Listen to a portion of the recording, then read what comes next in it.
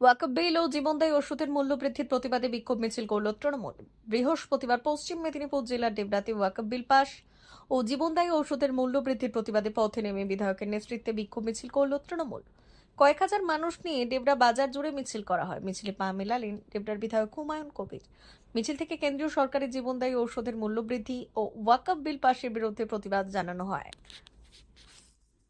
Police অত্যাচার করছে, লাথি মেরেছে। আপনি তো একজন প্রাক্তন আইপিএস, এই ব্যাপারে আপনার প্রতিক্রিয়া কি?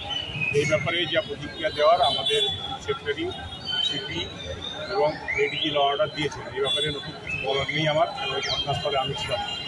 আজকে যে প্রতিবাদ সভাটা আমরা করেছি তার তিনটে কারণ, মূলত এছাড়াও অনেক কারণ আছে। মূল কারণ হচ্ছে যে আজকে অক্সফোর্ডে আমাদের মাননীয় মুখ্যমন্ত্রী একটা যে দেশটাকে 190 বছর ধরে ইংরেজরা শাসন করে গেছে, সেই লন্ডন, তাদের রাজধানী ইউনাইটেড কিংডমের লন্ডনে গিয়ে তার সবথেকে সেরা ইউনিভার্সিটি অক্সফোর্ডের বেলক কলেজে তিনি একটা বক্তব্য রাখছিলেন। বক্তব্য রাখাদের তাকে আমন্ত্রণ জানানো হয়েছে, তিনি গিয়েছিলেন।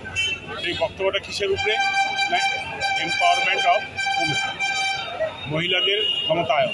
এর উপরে যখন বক্তব্য রাখছিলেন, পশ্চিমবাংলার মাটিতে যারা কিছুই করতে পারে না, যারা শূন্য থেকে মহাশূন্য থেকে এগিয়ে চলেছে, সেই সময় কিছু ডিসগ্রান্টাল এলিমেন্ট, কিছু অশ্লীল অপ্রাসঙ্গিক, অশালীন এবং অপ্রাসঙ্গিক কিছু মন্তব্য করতে থাকেন, যাতে কিনা আমাদের মাননীয় মুখ্যমন্ত্রীকে ডিস্টার্ব করা যায়। তিনি খুব সুন্দরভাবে এটা ট্যাকল করেছেন এবং তার যে বক্তব্য তিনি খুব সুন্দরভাবে উপস্থাপনা করেছেন, যার ফলে গোটা লন্ডন জুড়ে এবং গোটা ইউনাইটেড কিংডম, তাছাড়াও ভারতবর্ষ ছাড়া ভারতবর্ষে এবং বহু জায়গাতে এই বার্তা তার প্রত্যেকটা জায়গায় জায়গায় পৌঁছে গেছে। আমরা সবাই জানি তিনি নারীদের ক্ষমতায়নের জন্য ভীষণভাবে লড়ে যাচ্ছেন। তার জন্য বেশ কয়েকটা পুরস্কারও পেয়েছেন, যেগুলো হচ্ছে ইন্টারন্যাশনালি অ্যাক্লেম পুরস্কার এবং নাম করা পুরস্কার। তো সে তার প্রতিবাদে, এই যে তাকে যে হেনস্থা করার যে প্রচেষ্টা হয়েছিল, তার প্রতিবাদে আমরা আজকে পথে নেমেছি। দ্বিতীয় হচ্ছে যে ওয়াকফ আইন।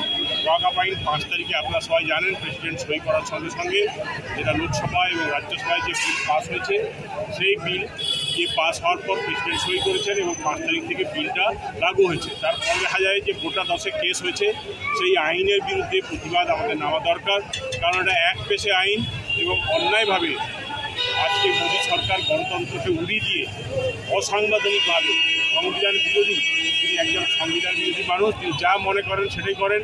সংবিধানকে মূল্যায়ন না করে বাবা সাহেব আম্বেদকরের যে সংবিধান, সেই বাবা সাহেব আম্বেদকরের সংবিধানকে অমান্য করে তিনি কিছু কালো আইন এনেছেন, সেটা হচ্ছে ওয়াকফ আইন। তার বিরুদ্ধে প্রতিবাদ করার জন্য। এবং মোদী সরকার এই গ্যাসের দাম 50 টাকা বাড়িয়েছে, সেটা তো এক কথা। দ্রব্যমূল্য বৃদ্ধি করে হয়েছে ওষুধের মধ্যে, মানুষের জীবন যেগুলো দান করে, সেই জীবনদায়ী প্রায় 750 দাম বাড়িয়েছে। গরিব মানুষ গরিব থেকে গরিবতম হয়ে যাবে। আর তার যে বড় লোক যারা বন্ধুরা রয়েছেন, পুঁজিপতি, শিল্পপতি, তাদের সুবিধার জন্য এই কাজগুলি করেছেন। কারণ যে কোম্পানিগুলো ওষুধ তৈরি করে তারা কেউ বড় লোক, তারা কেউ গরিব লোক নয়, তারা অত্যন্ত বড় লোক, তারা প্রচুর টাকা পয়সা ইনকাম করে।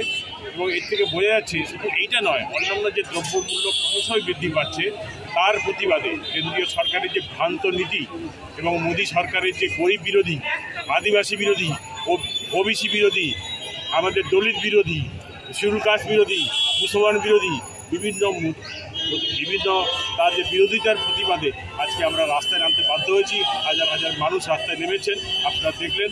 আমরা ভবিষ্যতেও নামবো।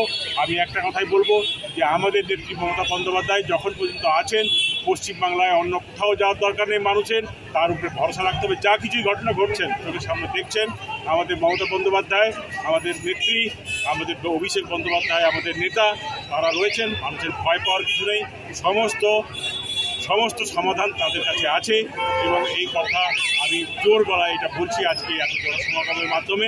এবং সবার কাছে আপনারা ছড়ে দিন, আমাদের যখন পর্যন্ত মমতা বন্দ্যোপাধ্যায় আমাদের নেতৃত্ব দিচ্ছেন, আমাদের ভয় পাওয়ার কিছু নেই। ধন্যবাদ, নমস্কার, জয় হিন্দ, জয় বাংলা। মেদিনীপুর জেলার ফার্নিচার জগতের স্বনামধন্য প্রতিষ্ঠান দাস ফার্নিচার এখন আপনার শহর বেলদাতে। বিয়ে বাড়ি কিংবা বাড়ির সৌন্দর্য ফেরাতে আজই আসুন আমাদের মেগা শোরুমে।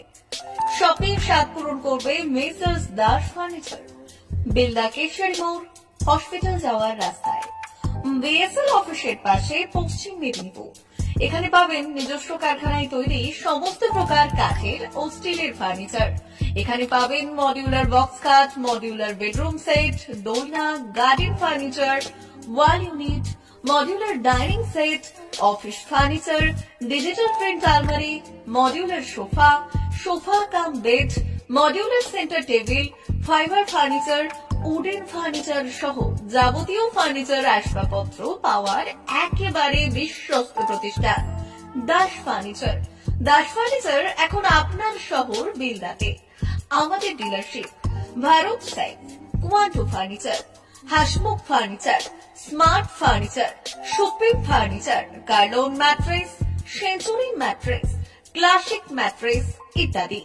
বিশেষ দ্রষ্টব্য, প্রোডাক্টের গুণগত মান ও দাম যাচাই করে মাল কিনুন। মেসার্স দাস ফার্নিচার, বেলদা, কেশিয়ারি মোড়, রেলগেটের কাছে।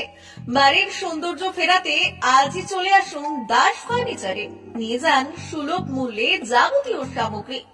যোগাযোগ করুন 032-292-99933 অথবা 99-333-33062 অথবা 7001139426। আমাদের ঠিকানা বেলদা, কেশিয়ারি মোড়, হসপিটাল যাওয়ার রাস্তায়, বিএসএল অফিসের পাশে, পশ্চিম মেদিনীপুর।